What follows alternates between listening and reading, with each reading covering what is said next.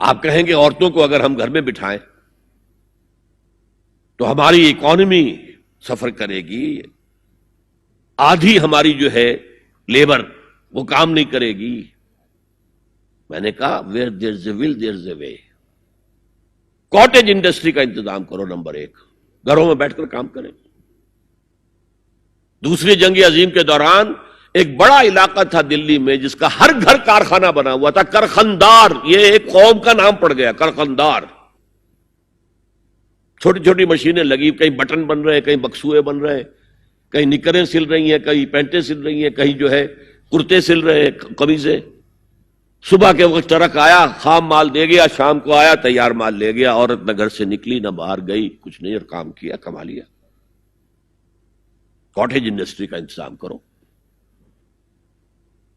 اسی طریقے سے ایسے یونٹ بناؤ انڈسٹریل جس میں عورتیں کام کریں، عورتیں سپروائز کریں، ورکنگ آورز کم رکھو تاکہ وہ اپنے گھر کا کام بھی کر سکیں۔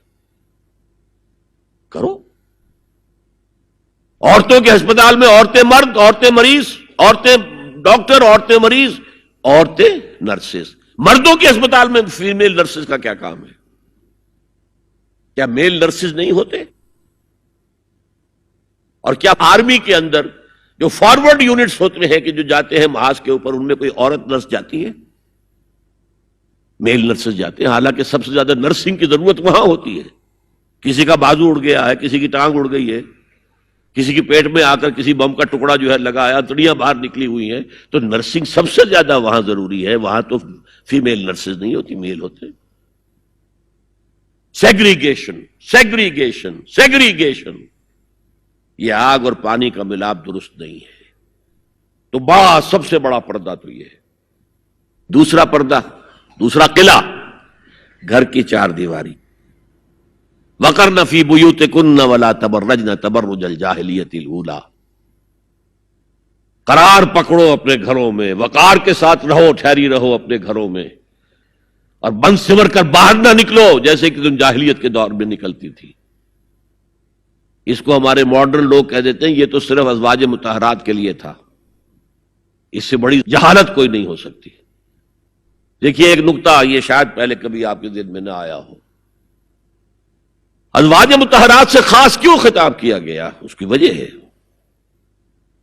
اسی سورہ احزاب میں جس میں یہ مضمون آیا ہے وَقَرْنَ فِي بُيُوتِكُنَّ وَلَا تَبَرَّجْنَ تَبَرُّجَ الْجَاهِلِيَّةِ الْأُولَىٰ، اسی میں آیت آئی ہے لَقَدْ كَانَ لَكُمْ فِي رَسُولِ اللَّهِ أُسْوَةٌ حَسَنَةٌ۔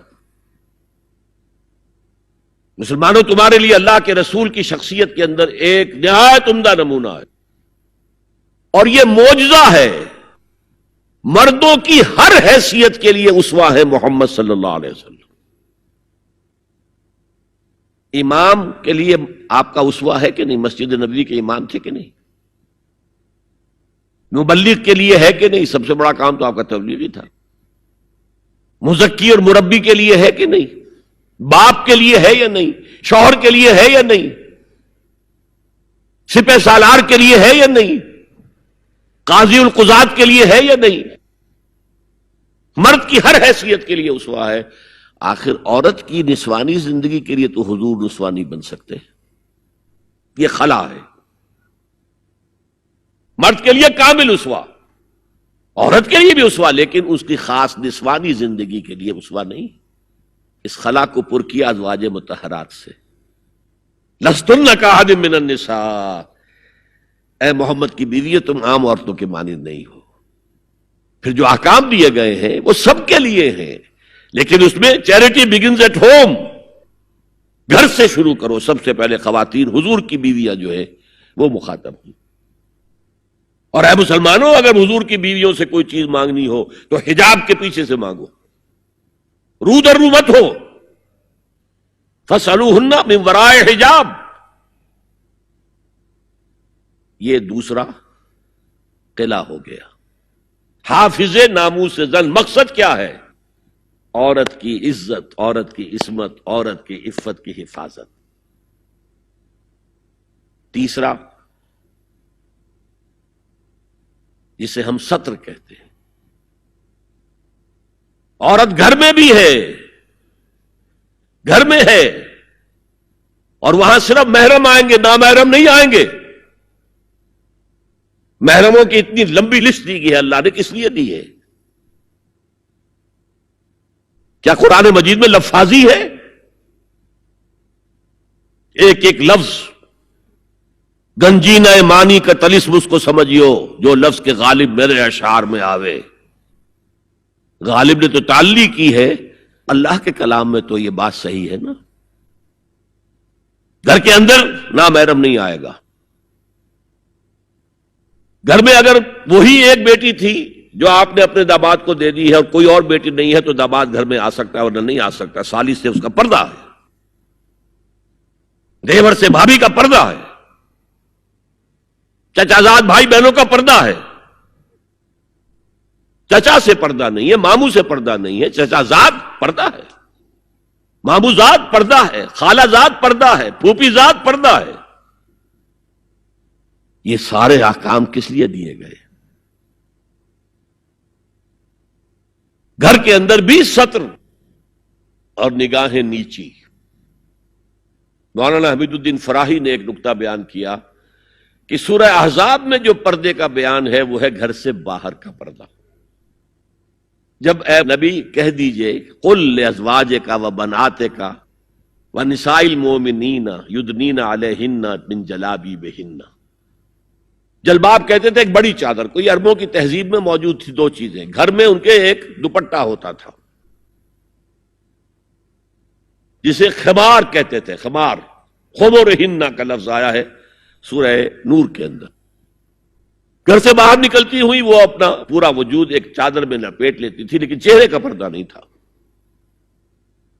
اب فرمایا گیا اے نبی اپنی بیویوں سے اور اپنی بیٹیوں سے اور اہل ایمان کی بیویوں سے. اب بات آگے بڑھ رہی ہے، اہل ایمان کی بیویاں شامل ہو گئی اس لیے کہ تو ساری بات ہی ازواج مطہرات سے جو ہو رہی ہے اس لیے ہو رہی ہے کہ وہ اسوہ بنے مسلمان خواتین کے لیے. ان سے کہہ دیجئے وہ اپنی چادروں کے پلو لٹکا لیا کریں.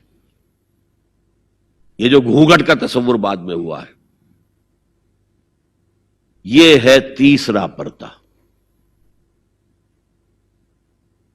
سطر کی حد تک ہے سطر آپ نے، اور اس میں بھی کیسے کیسے احکام دیے گئے.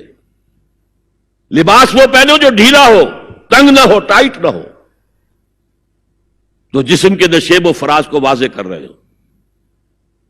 اتنا باریک نہ ہو کہ جسم جھلک رہا اس میں سے. اور اس پر اضافہ وَاضْرِبْنَا بِخُمُرِهِنَّ عَلَى جُيُوبِهِنَّ. اپنے گریبانوں کے اوپر اپنی اوڑھنیوں کے، یہ خمار آ گیا جو اوڑھنی ہوتی ہے اس کے بکل مار لو تاکہ نسوانی حسن کا ایک بڑا حصہ ہے یہ چھاتی جو ہے اس کو اور ایک کور ایڈیشنل مل جائے. کرتا تو ہے ہی لیکن وَاضْرِبْنَا بِخُمُرِهِنَّ، خمار کی جمع خمر. سورہ احزاب میں آیا جلابیب، جلباب کی جمع وہ بڑی چادر جس میں لپٹ کر گھر سے نکلتی تھی. لیکن یہ کہ یہاں پر خمرہن، خمار کہتے ہیں اوڑھنی کو جو گھر میں بھی استعمال ہوتی ہے، تو وہ سر پر بھی ہو اور اس کا ایک بکل جو ہے تمہاری سینے پر بھی آ جائے، ایڈیشنل کورنگ. اس کے باوجود بھی نگاہیں نیچی رکھو. باپ کی نگاہ بھی نہ پڑے تمہارے نسوانی حسن پر، وہ بھی مرد ہے. بھائی کی نگاہ نہ پڑے. اہل ایمان تم بھی اپنی نگاہیں نیچی رکھو اور اہل ایمان عورتوں تم بھی اپنی نگاہیں نیچی رکھو.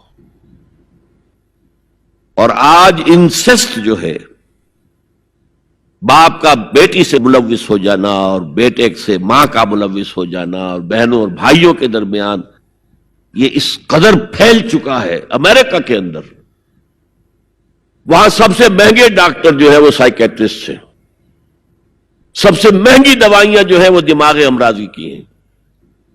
اور وہ سائیکیٹرسٹ کہتے ہیں کہ انسسٹ جو ہے، حرام رشتوں کے اندر جو ہے اگر زنا کا معاملہ ہو رہا ہو تو یہ سب سے بڑا سبب ہے دماغی امراض کا اس معاشرے کے اندر. فطرت کے خلاف جو کام ہوتا ہے طبیعت یہ بات تو کرتی ہے نا، شوق تو ہوتا ہے، پھر دماغی توازن کھو بیٹھتے ہیں. یہ ہے 3 پردے ہیں مسلمان عورت کے، جس کو آج بالکل ختم کرنے پر مغرب تلا ہوا ہے، اس لیے کہ کسی بلی کی دم کٹ جائے تو وہ چاہے گی کہ سب کی کٹ جائے۔ ان کا بیڑا غرق ہو چکا ہے، ان کی تہذیب ختم ہو چکی ہے، تہذیب نہیں ہے آج ان کے پاس۔ هي الحلقات تحفظني بآيات من القرآن، هي الحلقات تملأني بحب المصطفى العدنان، هي الحلقات تحفظني